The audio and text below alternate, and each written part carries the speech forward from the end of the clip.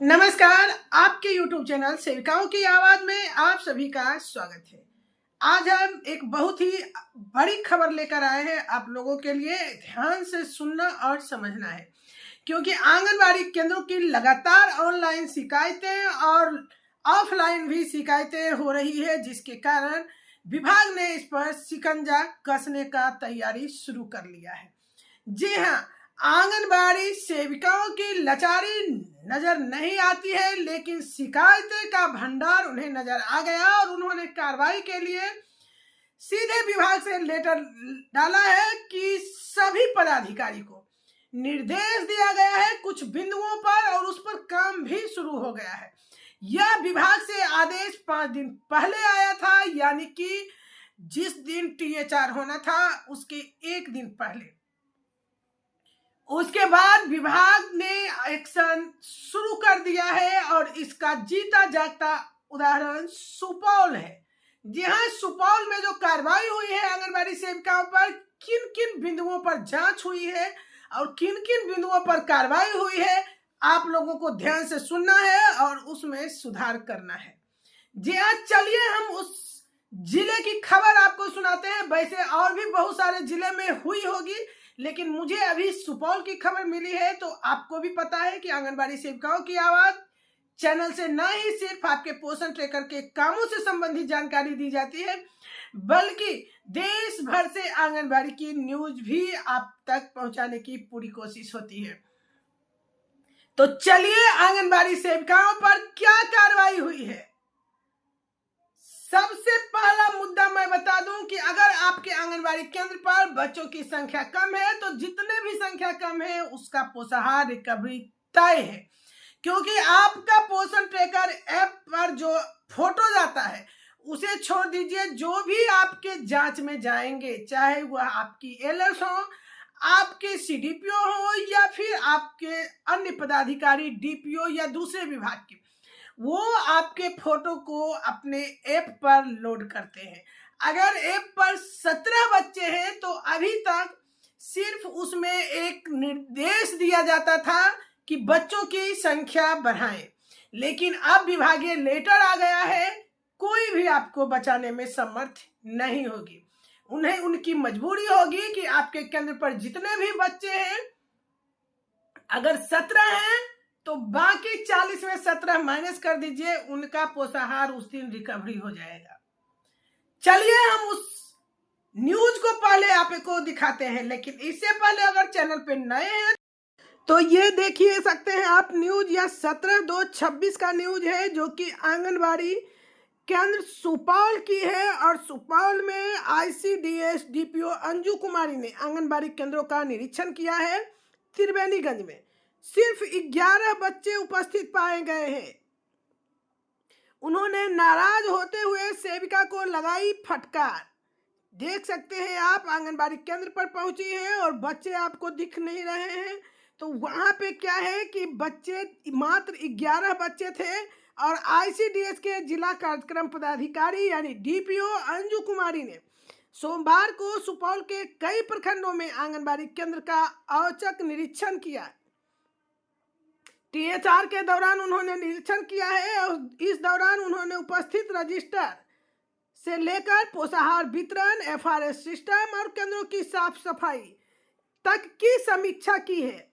जी हाँ, उन्होंने सारी बातों की समीक्षा की है और कई जगह लापरवाही सामने आने पर उन्होंने संबंधित कर्मियों को हिदायत दी है। निरीक्षण में आप देख सकते हैं कि आंगनबाड़ी केंद्र संख्या 19, 83 और 183, इन सभी पर बच्चे पाए गए हैं।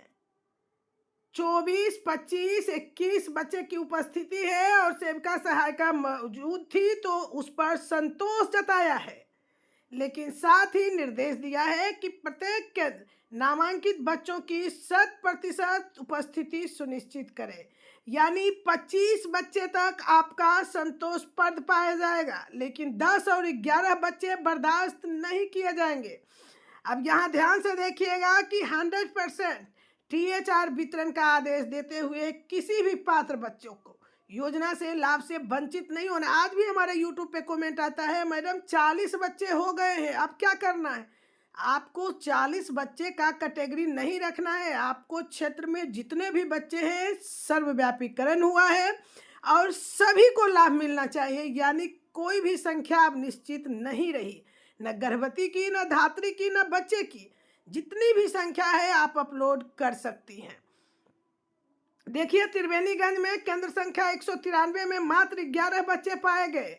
डीपीओ ने फटकार लगाई और केंद्र पर भंडार पंजी अद्यतन नहीं था। अब बहुत ही जरूरी है कि भंडार पंजी आप केंद्र पर रखें। उसे दुरुस्त करने का आदेश दिया और देखिए हुआ क्या, सेविका, सहायिका और एलएस से शॉकआउट किया जाएगा।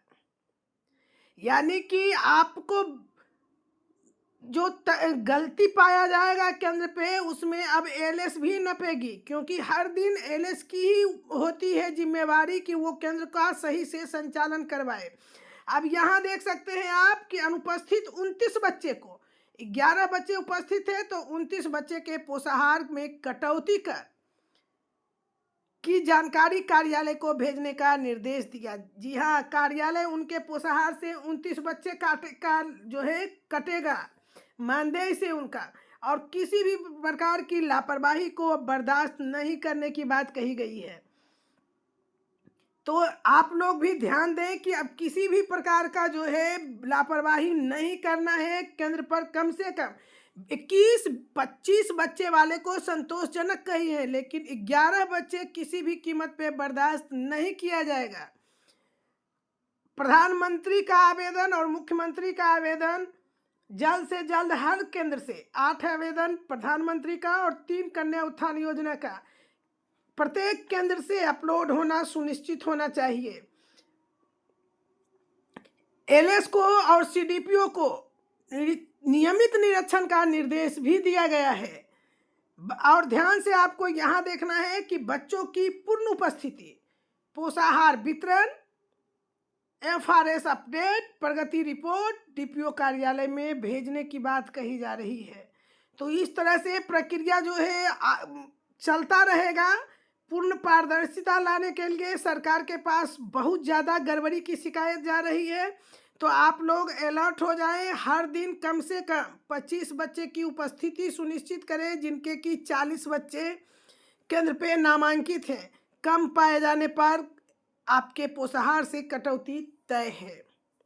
मानदेय, पोषाहार जो कटौती होगा वो आपके मानदेय से होगा। इस वीडियो को अधिक से अधिक शेयर कीजिए ताकि सभी सेविका अपने केंद्र में सुधार लाए और बेवजह परेशानियों से बचे।